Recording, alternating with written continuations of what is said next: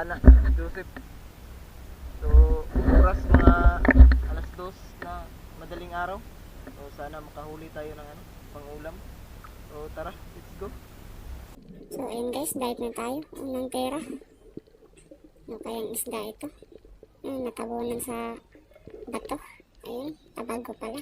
Isang talagbago. Sarap ito pang kapsaw. Dito naman guys, may nakita tayong kapay ng danggit. Isang danggit guys. Yun, napakasarap ng tinik niya. Yung good size na din. Isa yung bawis guys, o balawis. Yun. Yan yung danggit na lumalaki. Dito naman guys, isang katambak o kanoping yun. Sapol kang katambak. Yun, nabaon sa buhanginan. So, ayun guys, isa pala itong Longnos Emperor. Yun, good size na din. So, ayun guys, ito naman isang tagutungan. Yun, masarap din to. Kaso maliit pa. Yun, untog pa sa bato. Siguro may masakit yung ulo nito. Inauntog-untog pa yung ulo. Ayun guys, dito naman isang 51. Yan, or lipstickan. Yan, good size na yan. Masarap to pang inihaw. So ayun guys, itong isda na ito guys, hindi talaga itong mahilap. Pwede mo itong dakotin. Ayun, pinana ko na lang kasi baka matinig pa ako. Kasi wala kasi akong guantes. So ayun guys, dito isang talagbago. Ayan, nasa gilid. Ayan, good size na yan. Nagpatay-patayan pa. So akala siguro niya hindi natin makikita. Ayan, papanayin ko na. Sapol na ulo. Ayan, hindi nakagalaw. Ayan, good size na din yun guys. Masarap yan pang paksiw. Ayan guys, dito naman isa na namang talagbago. Ayan. Patay, sapol kang talagbago ka. Good size na din yan. Sama natin yan sa pangbenta. So ayun guys, dito may nakita tayong sisil o saang. Ayan. Kunin natin yan, sarap yan.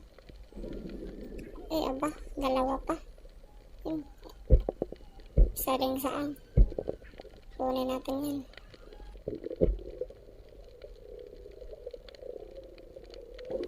So ayun guys, dito isang katambak o kanoping.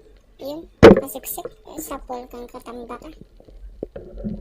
Yung tagal pa nahugot. Sumabit yung pana natin. Ayun, katambak. Good size na yun guys, nasa 200 grams na. Ito guys yung hindi natin hulihin. Isang barong siguro ito. Parang ahas. So ayun guys, may isang butete po sa gilid. Ayan, natutulog. So ayun guys, dito naman isang mga palaka o pata. Ayan, natutulog sa Ayan guys, bahay siguro ito ng Nemo. Ayan, nandyan sila natutulog. So ayun guys, dito isa na namang kanoping or katambak. Ayan, nakasiksik sa butas. Ayan, malaki na yan. Nasa 200 grams na. Ayan, sapol. Stone shot. Hindi nakagalaw, na tamaan yung ulo.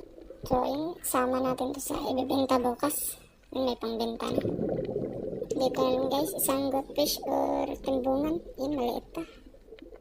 Hindi muna natin huli. Dito naman guys, isang timbungan or goldfish. Yan, good size na. Kaso ayun, tumakas. Dito naman guys, isang bungaw or pugaw ata yan. Yan, sumiksik pa. Yan, hindi nyo nakita no. Ako din, hindi ko nga din nakita. So ayun guys, sapol pa rin kahit hindi ko nakita. Yan, good size na yan. Dagdag natin yan sa pambenta. So ayun guys, dito isang timbungan. Yan, sapol ang timbungan ka. Kilig-kilig. Yan, good size na din yan guys. Ang dagdag natin sa benta. Yan, masarap to sa paksiw.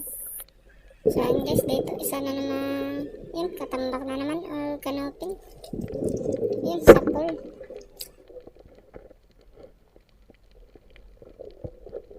So ayun guys, marami kasing bumibili pag katambak yung mga nahuhuli ng isda kasi Masarap to sa sabaw. So, ayun guys, dito isa na naman katambak. Yun, hindi makita sa camera. Yun, sa pool. Nasa ilalim ng bato. So, ayun guys, tagal pa makuha. Yun, nahugot na. Yan guys, isang katambak or kanoping. Yan, good size na yan. Nasa 200 grams na. Yan, marami-rami na tayong maibibenta. So, ayan guys, dito, isang lopit. Hindi ko alam kung anong isda yan. Basta lopit yan dito sa amin. Ayan, sa pool. So, ayan guys, malaki na yan. Masarap din yan sa paksiw. So, ayan guys, natanggal na. Ayan, good size na yan. Ayan, isang isdang lopit. Ayan, pumipiglas pa. So, ayan guys, dagdag natin yan sa ibibenta. Para makabawi-bawi tayo sa pagsisid natin ngayong madaling araw. Dito na guys, isang bangaw. Yan, nakasiksik yung ulo. Yan, sa pool. Bangaw or sa English nito guys, emperor fish. Yan, masarap din ito sa sabaw o pwede rin pamprito. Yan, so ano guys, good size na din yan. Nasa mahigit 200 grams na din. So, ayun guys, dito, napakaganda. Isang bahay ng Nino. Yan, nandun sila sa gilid. Yan yung nakikita niyong kulay pula. Yan, stripe. Ayun guys, bali dito, paahon na kami kasi, paumaga na. So, ayun guys, kita na yung bundok guys. Kaya, paahon na kami. So, ayun guys, nakaahon na kami. Yan. Yan, liwanag na yan. Nasa alas 5 na ng umaga. Yan, sobrang liwanag na yan. So, yun guys, pag paumaga na, mailap na din yung mga isda. So, ayun, ito pala yung huli ko. So, ayan guys, yan pala yung huli ko. Yan, marami na din yan. Pwede na yan pang ulam at saka pang winta.